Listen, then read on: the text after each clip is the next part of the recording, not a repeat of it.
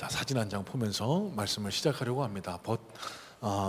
리차드 범브란트 목사님이라는 분이 계십니다. 저분이요, 루마니아가 공산치하에 있을 때 그리스도인이라는 이유만으로 투옥돼서 무려 14년 동안이나 억울하게 옥살이, 갖은 고문과 약물 투입 등 여러 가지 일들을 겪어야만 했던 분이었습니다.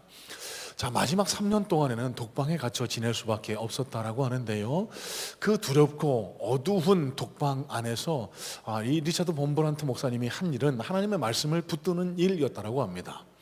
그래서 하나님께서 두려워하지 말라라는 말씀을 성경 속에 몇 번이나 기록을 해주셨나 세기 시작했고요, 놀랍게도 그 결과는요 365회, 즉 이 사실을 통해 깨닫게 된 것은 하나님께서 이 두려움 많은 세상 속에서 두려워하지 말아라, 내가 너와 함께 할 것이다, 이 사실을 우리에게 알려주기를 원하신 것 아닌가라고 그렇게 말하기도 했습니다. 자, 여러분, 오늘 본문 속에 제자들은 큰 광풍 앞에서 두려움에 떨고 있다라고 성경은 기록을 하고 있습니다. 여러분, 이 본문 말씀을 가지고 여러 차례 말씀을 함께 나눴는데요, 여러분, 설교자인 저에게 같은 동일한 본문으로 또 설교를 한다는 것은 쉬운 일이라기보다는 또 다른 도전이었던 것 같습니다. 예전에 했던 설교와는 다르게 다른 진리, 다른 비밀을 좀 찾아내야 한다는 그런 막중한 책임감을 가지고 오늘 말씀을 묵상하고 오늘 이 말씀을 나누게 되는데요, 자, 여러분, 오늘 말씀을 통해서 우리가 해야 할 일은 딱 두 가지입니다. 우리 인생에 있어서 이따금씩 찾아오는 고통의 문제, 이 고통의 문제의 원인을 우리는 어떻게 파악해야 할 것인가, 그리고 이 고통 앞에 어떻게 반응하는 것이 하나님께서 우리에게 가르쳐 주기를 원하시는 하나님 나라의 교훈일까. 여러분, 이 두 가지 관점에서 이 두 가지 주제를 놓고 오늘 말씀을 살펴보기를 원하는데요, 여러분, 오늘 이 자리 가운데도 삶의 여러 가지 문제 때문에 마음 아파하고 힘들어 하시는 분 계실 줄 모르겠습니다. 오늘 이 메시지가 하나님의 크신 위로와 하나님의 능력을 경험하게 되는 그런 살아 숨쉬는 생명력 있는 하나님의 말씀으로 우리 심령 속에 새겨지기를 간절한 마음으로 소망하고 축복합니다. 자, 우리 먼저 35절로 37절 말씀부터 함께 살펴보겠습니다. 35절로 37절입니다. 그날 저물 때에 제자들에게 이르시되 우리가 저편으로 건너가자 하시니 그들이 무리를 떠나 예수를 배에 계신 그대로 모시고 가매 다른 배들도 함께 하더니 큰 광풍이 일어나며 물결이 배에 부딪혀 들어와 배에 가득하게 되었더라. 자, 여러분, 오늘 본문 속 제자들은요 큰 광풍을 만나 두려워 떨게 되었다라고 성경은 기록을 합니다. 이 큰 광풍을요 영어 성경에는 huge와 furious storm이라고 그렇게 번역을 하고 있습니다. 여러분, 한번 상상해 보실래요? 여기 가운데 어업을 하시는 분은 안 계시리라 믿습니다만 낚시 혹은 여행의 목적으로 배를 타고 가는데 한밤중에 태풍을 만나게 된 겁니다. 이 집채 많은 파도가 내가 올라 있는 배를 감싸 안고요, 배가 이리저리 기우뚱기우뚱 곧 난파될 것 같은 위기에 처해 있다. 한번 머릿속으로 상상해 보세요. 자연스럽게 두려움이 마음속에 찾아들게 되지 않겠습니까? 여러분, 오늘 본문 속 제자들이 만난 경우가 바로 이런 경우인 겁니다. 곧 죽을지도 모르겠다, 우리 이제 다 죽게 되었다, 이런 큰 두려움 앞에 서게 되었던 겁니다. 자, 여러분, 제일 먼저 우리가 해야 할 일입니다. 그렇다면 왜 이 배에 있는 제자들은 이 큰 광풍을 만날 수밖에 없었을까? 자, 여러분, 작년에 했던 설교입니다.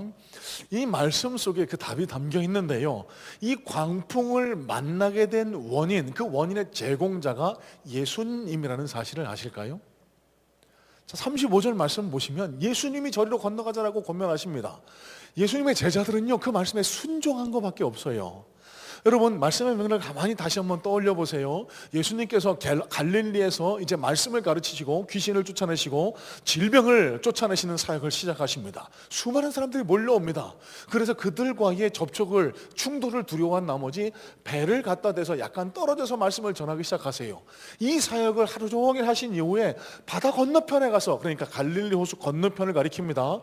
바다 건너편으로 건너가자라고 제자들에게 요청하셨고요, 제자들은 이 예수님의 요청에 순종한 것뿐입니다. 그런데 그 결과가 어떻게 됐죠? 큰 광풍을 만나게 됩니다. 죽음의 위기 앞에 서게 됩니다. 자, 여러분, 여기서 우리가 기독교에 대해서 잘못 이해하고 있는 흔한 오해 하나를 발견하게 됩니다. 자, 여러분, 이런 생각을 가지신 분들 상상외로 교회 안에 많이 계십니다. 이런 겁니다. 기독교? 그거 뭐 별거 아니잖아. 그 교회에서 성경이, 그리고 교회 목사가 가르치는 대로 그대로 잘 따라하면 복을 받고 뭐 돈도 잘 벌고 건강도 해지고, 그렇게 안 하면 벌 받고 그러는 게 기독교 아니야? 그거 다른 종교와 다를 바 없던데. 여러분 잘 들으시기 바랍니다. 기독교는 이런 패러다임을 지지하지 않습니다. 그러니까 권선징악, 하나님의 말씀에 순종하면, 잘 따르면 복을 받고 하나님의 말씀을 어기면 벌을 받는다. 여러분, 우리가 흔히 생각하듯이 얼마나 간편합니까? 얼마나 단순 명료해요? 얼마나 우리가 이해하기 쉽게 편합니까?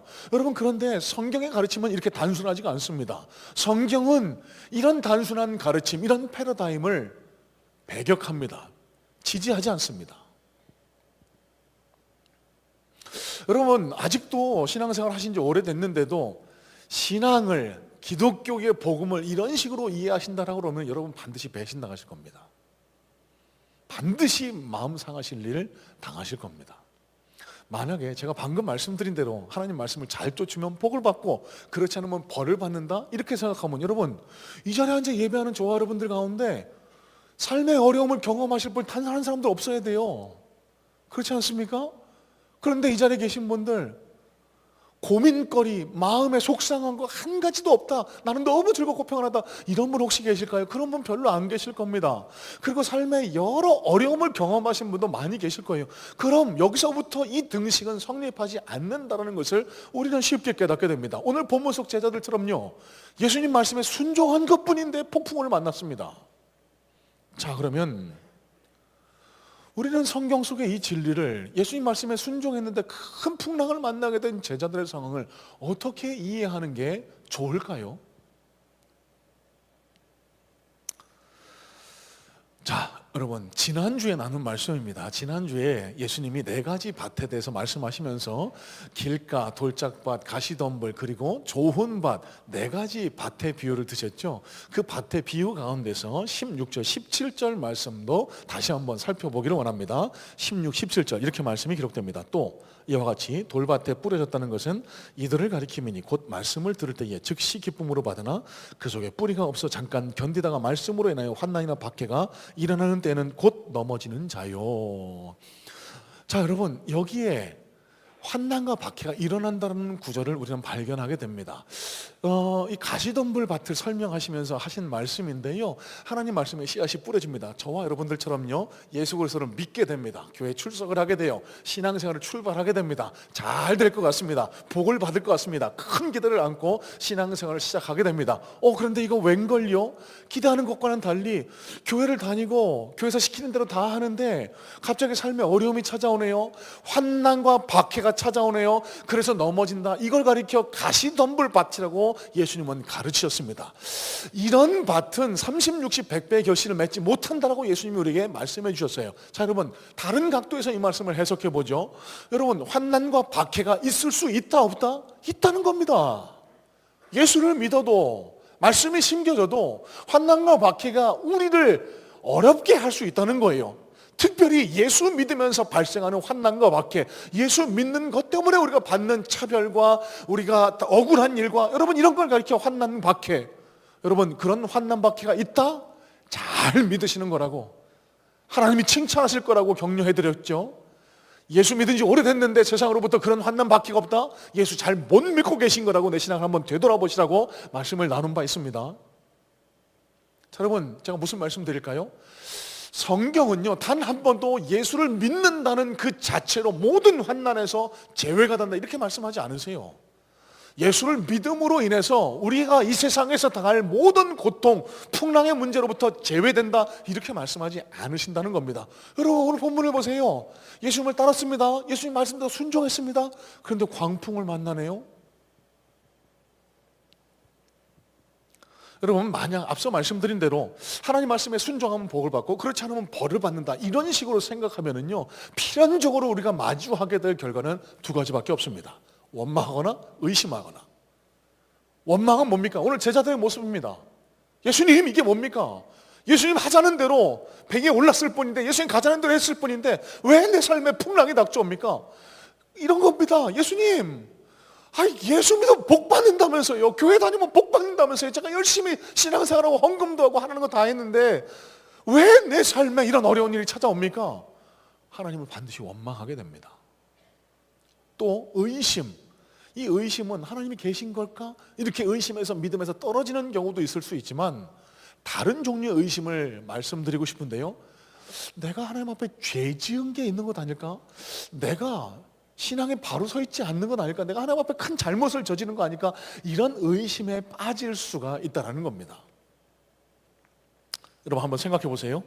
만약에 이런 패러다임으로 생각하면, 여러분 지금 이 자리에, 아까와는 거꾸로입니다. 이 자리에 온전한 모습으로 예배 드릴 분 거의 안 계시다는 사실을 아실까요? 여러분 다른 분 말씀드리지 않습니다. 제가 그 케이스입니다.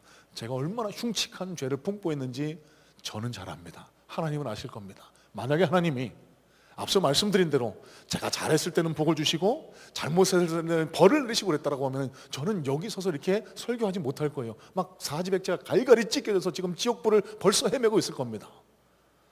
여러분 뭘 얘기할까요? 우리가 이 땅에서 살아가면서 당할 수 있는 고통, 어려움의 문제는 반드시 하나님의 징계, 하나님의 심판이 아닐 수 있다는 겁니다. 우리가 선을 행했다고 해서, 우리가 예수를 잘 믿는다라고 해서 모든 인생의 고난에서 제외되지도 않는다라는 사실을 우리는 깨달아야 된다는 거예요. 자, 여러분, 제가 오늘 왜 또 이 고통의 문제에 대해서 함께 여러분과 말씀을 나누게 될까요? 여러분 용서하십시오. 오늘 제가 나누게 될 말씀의 내용은 상당히 신학적으로 무거운 주제이고 중요한 주제이기 때문에 여러분들께 헛된 신기루 같은 희망을 심어드리는 노력은 다 배제하도록 하겠습니다. 그러니까 어떤 분이 질병에 걸렸지만 하나님 앞에 기도했더니 기적적으로 나았다, 여러분 이런 이야기들로 여러분에게 헛된 풍선 같은 꿈을 갖도록 그렇게 말씀을 전하지는 않을 겁니다. 여러 가지 실증적인 사례들은 다 시간 관계상 제쳐두고 성경 속에 드러난 교훈들, 우리가 꼭 머리와 마음속에 심어야 될 교훈들, 다소 철학적이고 현학적인 주제라 힘드실 수도 있겠습니다만 여러분 중요합니다. 왜 그럴까요? 실제로 많은 그리스도인들 뿐만 아니라요, 세상에 똑똑하다고 알려진 많은 현학자와 철학자들이요, 복음의 내용에는 동의합니다. 예수 그리스도의 가르침은 좋은 거라고 이해하고 받아들입니다. 하지만 이 무거운 주의, 고통의 문제에 부닥쳐서는요, 이 문제를 해결하지 못하고 하나님을 떠나가고 신앙이 송두리째 뽑히는 경우가 많이 있습니다. 헬무트 틸리케가 그렇고요, 버틀란트 러셀과 같은 사람이 그렇습니다. 이런 겁니다. 하나님은 선하고 의로우시다는데, 사랑이 많으시다는데 왜 저 중동의 전쟁을 나게 하셔서 왜 저 무고한 사람들을 희생시키냐는 겁니다. 왜 저 착하게 살아가는 저 어린아이, 저 착하게 살아가는 사람에게 갑자기 암이 찾아오게 하셔서 저렇게 고생하면서 지내게 하는 겁니다. 난 이해 못하겠다는 거예요. 또 왜 지금도 지구의 3분의 1은 굶어 죽어가는 사람들이 지금도 배를 골무면서 자고 있느냐는 겁니다. 아니 사랑의 하나님의 속성과 너무나 다른 현실 아니냐고. 여러분 이 문제를 해결 못해서 하나님을 부인하고 하나님 곁을 떠나는 사람들이 많이 있을 수 있다는 겁니다. 여러분 통상 이분들이 가진 패러다임이 이겁니다. 하나님은 선하고 의로우신데 하나님 말씀 잘 들으면은 복을 받고 그렇지 않으면 벌을 받는다. 이런 권선징악적인 아주 다소 오버심플리파이된, 다소 너무 과도하게 단순화된 논리를 그대로 받아들이고 있기 때문에 하나님을 원망하거나 의심하고 떠나는 경우가 발생할 수 있어요. 자, 그러면 어떻게 이런 현실을 기독교적인 가르침과 조화시킬 수 있을까요? 여러분 아마 우리가 만나게 될 이 세상의 고통의 문제에 대해서 가장 선명하고 명확하게 해답을 제시해주는 성경 속 가르침이 아마 욥기서에 담겨 있다고 생각을 합니다. 여러분 무더운 여름철 말씀을 읽으실 텐데 여러분 욥기를 한 두어 차례 잘 한번 묵상해 보시길 바랍니다. 특별히 제가 나눈 이 주제, 왜 하나님은 선하고 의로우신데 왜 나는 어려움을 당하고 이 세상은 악으로 가득하고 어려운 일을 당하는 사람이 있을까? 이 주제에 관심이 있으신 분은 제일 먼저 욥기를 여러 차례 읽어보시기를 권면해요. 그리고 여러분, 오늘 저는 이 욥기서의 가르침을 조금 좀 정리해서 여러분들과 나누려고 하는데, 제가 나눈 이 이야기가 욥기서를 읽어가시는 동안 더 잘 이해되고 확증될 수 있게 되기를 소망합니다. 자, 여러분, 뜻하지 않은 고난 앞에 그리스도인들이 하는 제일 첫 번째 질문은 이겁니다. 하나님, 제게 왜 이러세요? 뭘 가르치려고 그러세요? 여러분, 맞을 수도 있고 그렇지 않을 수도 있습니다. 욥기서는 이 사실을 명확하게 보여줍니다. 여러분, 욥기서의 내용은 무슨 내용일까요? 욥이라는 하나님을 잘 믿고 신실하게 섬기는 그런 사람이 있었습니다. 그런데 어느 날 사단이 그를 시험해요. 하나님은 그렇게 내버려 두셨습니다. 그때부터 욥의 고난이 시작되는데요, 갑자기 강도가 들이닥치고 폭풍이 몰아닥치고 집안이 풍비박산나고 자기 자녀들, 사랑하는 자녀들이 다 죽게 되고 재산은 다 날아가고 심지어 하나 남아있던 아내는 그를 저주하고 떠나가게 됩니다. 욥은 갑자기 욕창이 생겨서 그 가려움을 견디지 못해 이 벽돌로 자기 몸을 벅벅 긁으면서 종기 고름이 흘러나오는 그런 고통 가운데 처해요. 여러분, 여기서 우리가 만나게 되는 제일 첫 번째 의문입니다. 아니, 하나님은 선하고 의로우신데 어떻게 하나님을 잘 따르는 저 욥에게 이런 고통을 허락하실 수 있지? 여기서부터 우리는 욥기를 읽는데 어려움을 직면하게 됩니다. 자, 이어지는 내용은 욥의 세 친구가 그에게 나타납니다. 그러면서 그에게 이 세상에서 우리가 생각해낼 수 있는, 우리가 추론해낼 수 있는 고통의 원인에 대한 문제로 욥과 논의합니다. 욥과 토의해요. 세 친구의 결론적인 내용은 이렇습니다. 네가 분명히 하나님 앞에서 잘못한 게 있다. 네 속에 숨겨진 죄가 있기 때문에, 네가 고백하지 않은 죄가 있기 때문에 하나님이 너를 이렇게 벌 주시는 거다. 빨리 하나님 앞에 죄를 고백하고 용서함을 받아야 된다. 여러분, 앞서 우리가 나눈 그 논리 패러다임을 그대로 쫓고 있는 것 아닙니까? 잘못한 게 있으니까 하나님이 벌 주시는 거야. 심지어 그의 아내는요, 당신이 이 정도 되는 걸 보니 하나님이 너를 저주하신 게 틀림없다. 너도 하나님을 저주하고 차라리 죽어버려라. 이렇게 얘기하고 욥을 곁을 떠나갑니다. 자, 여러분, 욥의 태도를 가만히 보시면은요, 욥은 이 세 친구의 제안, 그리고 그의 아내의 제안, 그 어느 것도 받아들이지 않습니다. 또 중요하게 하나님께서는 이 욥의 세 친구가 제시한 고통의 원인을 분석해 내려는 그 어떤 노력, 그 어떤 말조차, 자, 여러분, 어떻게 보면 굉장히 설득력이 있어 보입니다. 하지만 그 모든 말들을 공허한 말로 취급하십니다. 아무 의미 없는 말 취급하세요. 그러면서 하나님이 이 욥기서를 통해 제일 먼저 우리에게 가르쳐 주시는 것은 하나님의 창조 섭리 중 자유의지에 관한 내용입니다. 자, 여러분, 이런 상상, 이런 가정을 한번 해보시죠. 만약에 저와 여러분들을 하나님께서 동물원에 있는, 서커스단에 있는 그런 곰이나 사자, 짐승같이 취급하셨다라고 하면 어떤 일들이 일어날까요? 여러분, 앞서 말씀드린 게 바로 그런 패러다임입니다. 여러분, 서커스단에 가면은 곰이 신기하게 막 곰 위에 서서 막 이렇게 막 재주도 부리고요, 뭐 사자 같은 맹수가 뭐 불 가운데 있는 막 거기 훌쩍 뛰어넘기도 하고요, 이 신기하게도 조련사가 시키는 대로 다 쫓아합니다. 그게 신기해서 우리 서커스 보러 가는 것 아닙니까? 여러분, 그렇게 되기까지는 어떠한 훈련, 학습이 이어졌을까요? 권선징악입니다. 시키는 대로 잘하면은 건빵 먹을 거 던져주고, 그렇지 않으면은 채찍질해서, 아, 이거를 안 하면 벌 받는구나, 이렇게 해야 내가 상을 받는구나, 이게 머릿속에 학습됐기 때문에 사육사의 말에 그대로 순종하는 거예요. 여러분, 하나님이 우리를 이렇게 다루시나요? 그럼 용서하십시오. 저는 때때로 하나님이 우리를 이렇게 다루시면 얼마나 목회하기 편할까, 이런 상상을 해봅니다. 주일날 교회 안 나오면 하나님이 때리셔서 막 그냥 가게가 잘 안 되게 하시고, 그러면은 여러분, 주일날 교회 오시라고, 예배 드려야 된다라고 막 귀가 따갑게 여러분 권면 안 해도 되잖아요. 좀 설교가 지루할까 봐 드리는 상상입니다. 하나님은 우리를 그렇게 다루지 않으세요. 여러분, 하나님은 우리에게 자유의지를 선물해 주셨습니다. 여러분, 욥기서에 나타난 욥을 통해 우리에게 가르쳐 주기를 원하시는 게 뭘까요? 하나님은요, 우리가 그 어떤 경우에도 자기 의지를 가지고 하나님 곁에 붙어 있기를 원하십니다.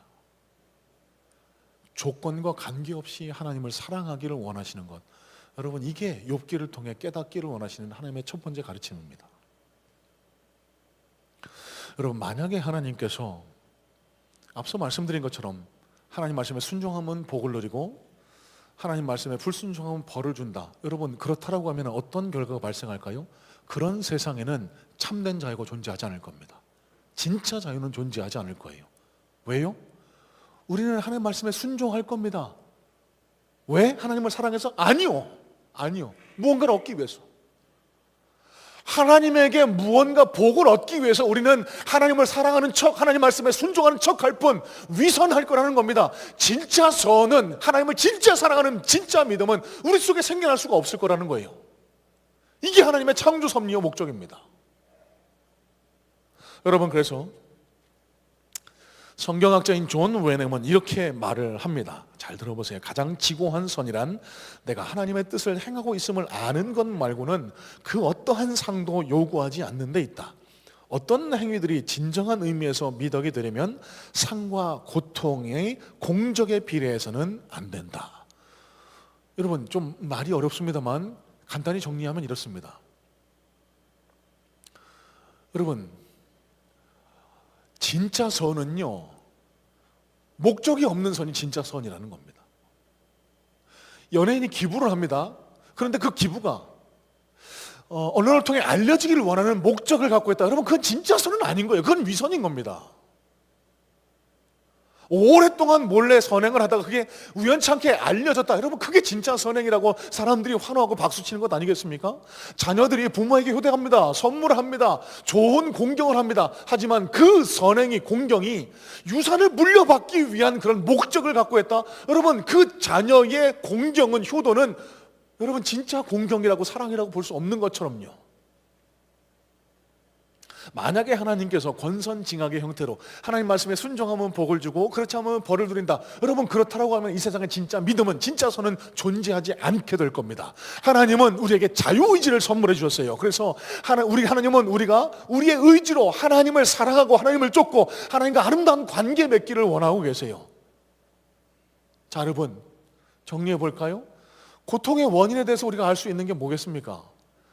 고통의 원인 가운데 하나님이 주시는, 우리를 깨닫게 하시기 주시는 폭풍도 있을 수 있지만 그렇지 않을 수도 있다는 겁니다. 여러분, 여기서 실천적인 제안 하나를 해드리고 넘어가도록 하죠. 우리는 너무나도 쉽게 신앙생활 하면서 어려운 문제를 만난 분들에게 이렇게 얘기하곤 합니다. 마치 욥의 세 친구처럼요. 잘못한 게 있는 거야. 회개해야 돼. 하나님 앞에 빨리 가서 돌이키고 하나님 앞으로 돌아와. 여러분, 절대 그러지 마세요. 그건 결코 성숙한 그리스도인의 태도가 아닙니다. 이 자리에 계신 어느 누구에게도 그런 권리가 주어진 바가 없습니다. 또 한 가지입니다. 이따금씩요, 신앙생활 잘하고 계신데 어려운 문제를 만나면 스스로를 자책하는 분들이 계세요.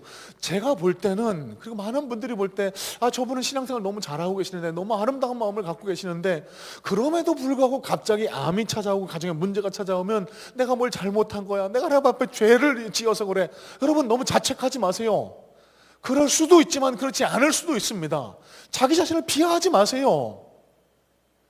그건 올바르고 건강한 그리스도인의 태도가 아니라는 사실입니다.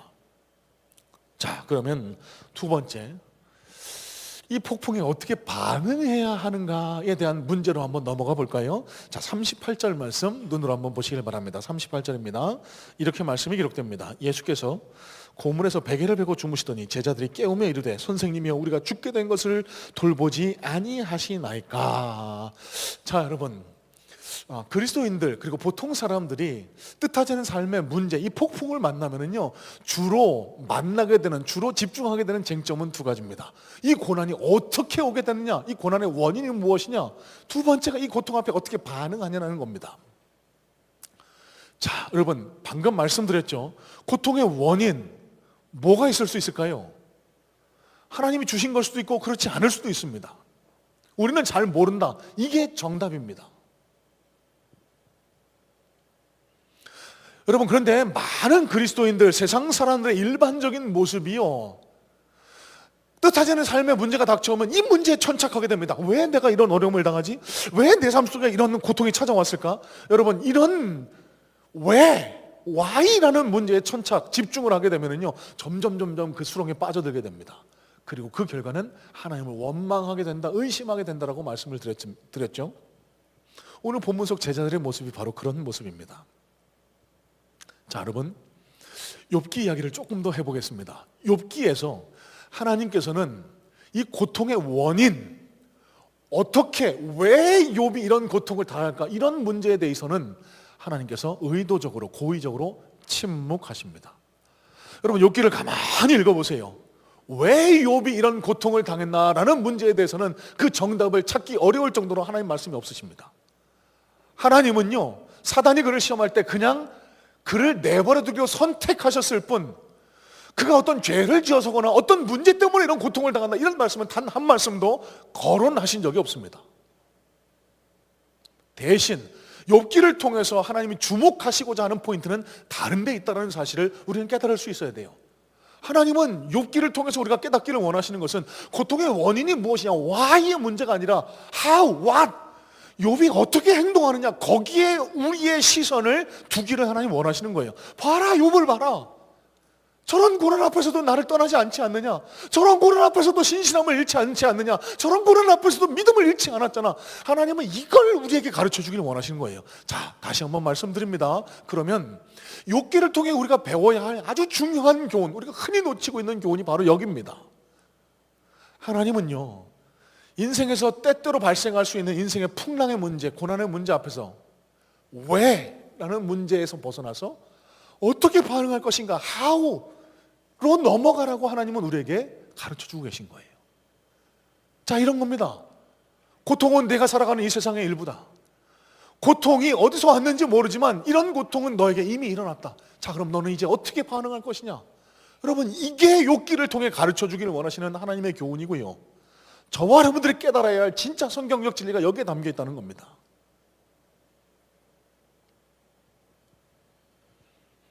베드로전서 4장 12절 13절에 이런 말씀이 기록됩니다. 제가 세번역 성경으로 읽어봐 드리겠습니다. 사랑하는 여러분, 여러분을 시험하려고 시련의 불길이 여러분 가운데 일어나더라도 무슨 이상한 일이나 생긴 것처럼 놀라지 마십시오.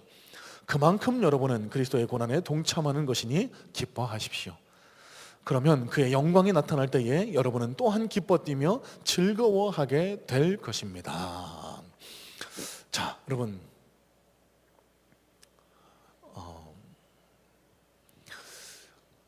고통의 문제에 대한 가장 성경적인 해답은 아마 이 한 줄로 요약될 수 있을 것 같습니다. 고통은 우리를 하나님께 향하도록 해주었다. 고통은 우리를 하나님께 향하도록 해주었다. 여러분, 성경이 우리에게 가르치는 진리는 바로 이 단 한 줄입니다. 왜? 무엇 때문에?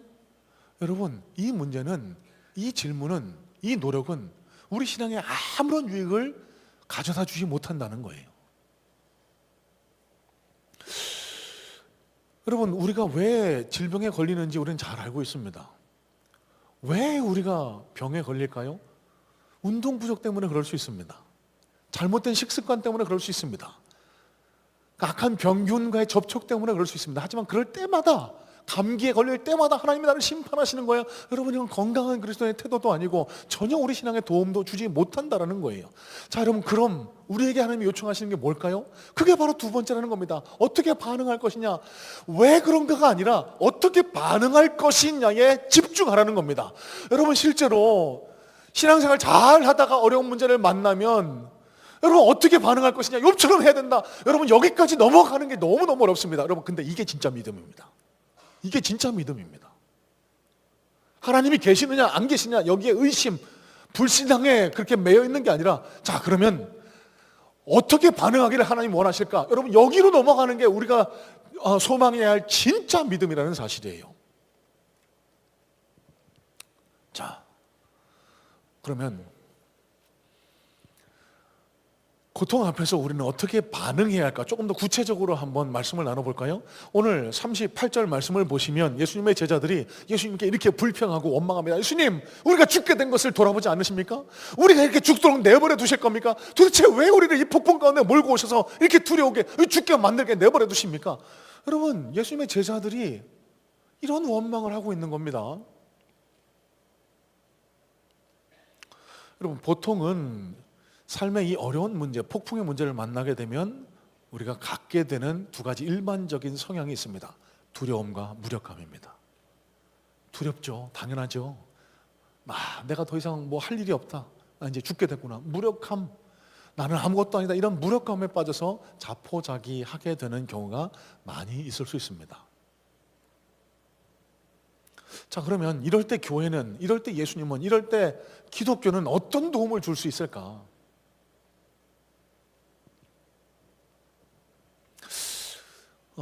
여러분, 이럴 때 어떤 위로가 가장 강력한 위로라고 생각하실까요? 여러분, 큰 슬픔이나 큰 어려움을 당하셨을 때 여러분 개인적으로 어떤 위로가 가장 여러분의 마음을 편안하게 하고 여러분의 마음을 위로해 주었다라고 생각하실까요? 여러분, 개인적으로 좀 가장 어려워하고 고민하는 목회의 영역이 저에게는 바로 이 영역이 아닐까 싶습니다. 신앙생활 하다가 어려움 당하시는 분들 보면 마음이 아파요. 마음 아픕니다. 마치 제 일처럼 마음이 아픕니다. 하지만 제가 또 성격상, 성정상 제 마음의 상태를 그대로 드러내 보이는 F가 아니라 T이기 때문에 슬픔 당하고 고통 당하신 분들을 어떻게 위로하면 좋을까? 이 문제 때문에 제 마음이 스스로 옥죄는 경우가 많아요. 제 마음처럼 위로하지 못해서 참 안타까울 때가 많습니다. 자, 그러면 이 큰 삶의 고난 앞에 두려움, 무력감에 빠진 분들 어떻게 하라고 성경은 가르쳐 주고 있을까? 여러분, 이 두려움과 무력감에 빠진 분들이 가지는 공통적인 생각이 뭔 줄 아세요? 아무도 날 도울 사람이 없다. 나는 이제 죽는다. 나는 이제 버려졌다. 특별히 신앙인들 가운데 하나님께서 나를 버리셨구나. 이런 의심이 쓱 찾아오게 됩니다. 예수님이 내 기도를 듣지 않으시는구나. 하나님께서 나를 버리셨구나. 이런 생각이 절로 들어갈 수 있어요. 여러분, 그때 우리에게 주시는 해답이 있습니다. 십자가입니다. 십자가입니다. 여러분, 기독교에서는 십자가를 아주 중하게 의미 있게 여기고 있습니다. 십자가, 예수님의 십자가 사건 없이는 기독교는 탄생하지도 못했고요. 지금 이 시간 우리가 드리는 예배도 아무 의미가 없을 겁니다. 십자가가요, 우리 여성분들의 목에 걸고 다니는 그런 장신구 의미를 훨씬 벗어난 더 깊은 의미가 있다는 사실을 여러분 이 시간은 깨달으실 수 있으면 좋겠습니다. 여러분, 용서하십시오. 이 아침 주일 아침에 나누기에는 조금 무거운 사진입니다만 예수님의 십자가 사건을 다시 한번 생생하게 떠올리는 의미에서 사진 한 장 보여주겠습니까? 예수님의 십자가 사건을 표현한 패션 오브 크라이스트의 장면. 자, 제가 내리라고 할 때까지 사진 내리지 말아주세요. 여러분, 저 십자가 사건을 다시 한번 깊이 한번 묵상해 보시길 바랍니다. 여러분, 예수님이 십자가에 달려 돌아가셨어요. 왜일까요? 왜 저렇게 처참하게 고통당하셔야 했을까요? 무엇 때문에요? 물론 우리를 구원하시기 위해서. 하지만 또 다른 의미로 오늘 이 시간 저와 여러분에게 이 십자가가 다가오기를 원합니다. 여러분, 예수님은 저 십자가 상에서 인간이 당할 수 있는 가장 끔찍한 고통을 당하셨습니다. 인간이 경험할 수 있는 가장 혹독한 처참한 고통을 경험하셨어요. 여러분, 왜 그럴까요? 능력이 없으셔서요? 여러분, 예수님이 저 상황에서 하실 수 있는 가장 손쉬운 선택이 뭔 줄 아세요? 하늘의 천군 천사를 부리실 수 있습니다. 당장 천사에게 내려와서 나를 끄집어내려라, 나를 이 고통 중에서 편안하게 해줘라. 얼마든지 그렇게 하실 수 있었습니다. 여러분, 그런데 왜 그렇게 안 하셨을까요? 능력이 없어서가 아니라니까요. 저렇게 하기로 선택하신 겁니다. 여러분, 그 선택의 의미는 뭘까요? 저와 여러분들이 당신을 따르는 이 땅의 그리스도인들이 이 세상을 살아가면서 만날지 모르는 그 인생의 풍랑 앞에서 나는 벌어졌구나. 예수님이 나를 돌아보지 않으신다. 오늘 본문의 제자들처럼 주님, 우리가 죽게 됐는데 왜 나를 내버려 두십니까? 이렇게 절규하지 않도록 너는 혼자가 아니야. 내가 너를 이렇게까지 사랑해. 여러분, 그걸 보여주시기 위해서 저 십자가 고통을 다 감당하셨던 겁니다. 너는 혼자가 아니라고. 여러분, 저 십자가를 바라보시면서요, 이 예수님의 음성에 들려올 수 있으면 정말 좋겠습니다.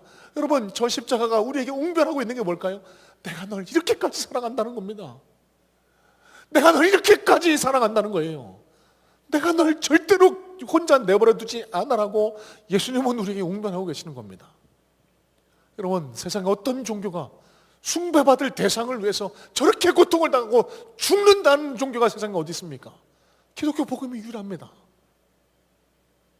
여러분, 저 십자가 사건이 우리에게 던져주는 메시지는 뭐겠습니까? 그러면 여러분, 최근에 경제적인 어려움 때문에, 경제적인 고통 때문에 지금 허덕이시는 분 계실까요?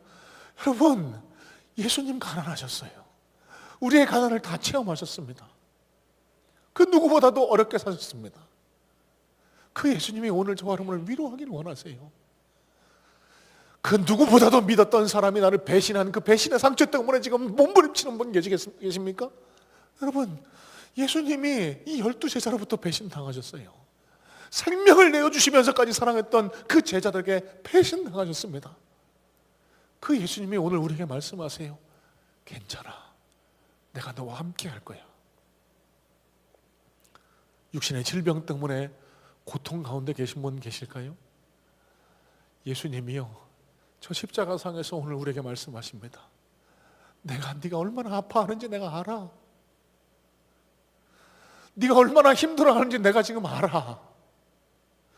많이 힘든 거 내가 알아. 너는 그런데 절대 혼자가 아니야. 내가 널 사랑해. 내가 너를 위해서 저 십자가 사건까지 다 감당했어. 그러니 포기하지 마. 그러니 내려놓지 마. 그러니 절대로 네가 혼자라고 생각하지 마. 예수님 오늘 우리에게 이렇게 말씀하고 계시는 거예요.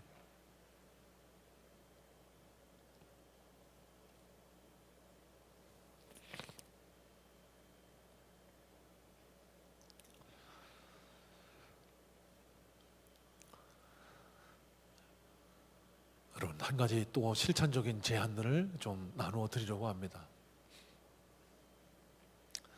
신앙생활을 잘하고 있는데 내 기대와는 달리 어려운 일이 찾아왔을 때, 경제적으로 어렵고 가정은 휘청거리고 앞날은 보이지 않고 갑자기 찾아온 육신의 질병 때문에 내 육신이 무너져 내리는 것 같은 그런 캄캄한 절벽 앞에 선 그런 마음으로 계실 때, 여러분, 우리가 해야 할 때는 딱 한 가지입니다. 저 예수님의 십자가를 바라보는 겁니다. 그 십자가로 우리 위로를 하시는 예수님의 음성에 귀를 기울이는 겁니다. 십자가를 묵상하세요. 말씀을 붙드세요.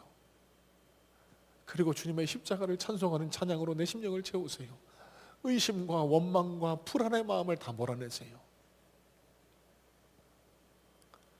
그리고 여러분, 섣부른 위로보다는 너무 힘든 인생의 고난 앞에 서 계신 분들께 예수님의 사랑을 전해주시길 바랍니다. 예수님의 십자가 사건을 떠올릴 수 있도록 권면해 주세요.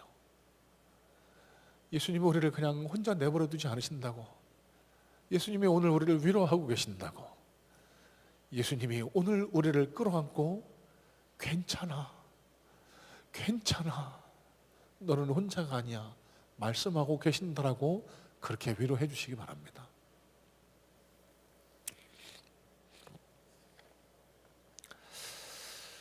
자, 오늘 본문 39절 40절 말씀에 이런 말씀이 기록됩니다. 예수께서 깨어 바람을 꾸짖으시며 바다더러 이르시되 잠잠하라 고요하라 하시니 바람이 그치고 아주 잔잔하여지더라. 이에 제자들에게 이르시되 어찌하여 이렇게 무서워하느냐 너희가 어찌 믿음이 없느냐 하시니. 여러분, 우리는 흔히 이 말씀을 예수님 왜 이 폭풍 가운데로 데리고 오셔서 왜 믿음이 없다라고 또 혼내기만 하실까?